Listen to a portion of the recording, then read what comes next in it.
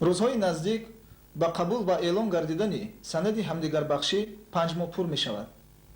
санади мазкурро дар ҷараёни маҷлиси аввали хеш дар шаҳри Москав комиссияи оштии миллӣ қабул кард. сипас 14 июл дар шаҳри Душанбе ин ҳуҷҷат ҳамчунин аз тарафи президенти ҷумҳурии Тоҷикистон Эмомалӣ Раҳмонов ба имзо расид. ин санади сарнавиштсоз маҳсули ҷаҳонбинию тафаккури муосир буда ҳадафҳои аксарияти кулли мардуми кишварро ифода менамояд. вай аз замири халқ рӯида иродаи ӯро баён мекунад.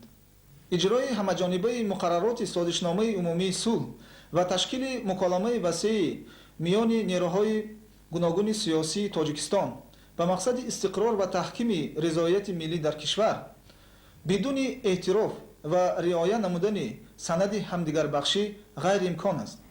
5 моҳи сипарӣ гардида ин нуқтаро бори дигар қотиёна собит намуд. вале мутаассифона таҳлили мазмуни баъзе китобҳои ба тозагӣ ба таб расида ва маводи нашрияҳои навзуҳур баёнгари он аст ки муаллифонашон нисбат ба санади ҳамдигарбахшӣ эҳтиром намегузоранд.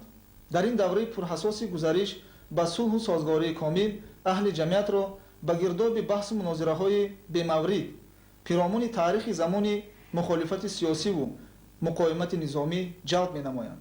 баъзе маводи ҳафтаномаи бисёр ҳам ҷолиби ҷунбиш дар ин маврид мисоли баръало мебошад. агар чунин тамоили номатлуб дар олами табу нашри кишвар минбаъд низ идомаву қувват пайдо кунад, бидуни муболиға фазои тафоҳуму эътимод дар ҷамъият метавонад коҳиш ёбад. албатта дар ҷамъият ихтилофи назарҳо ҳамеша буд ва хоҳад монд.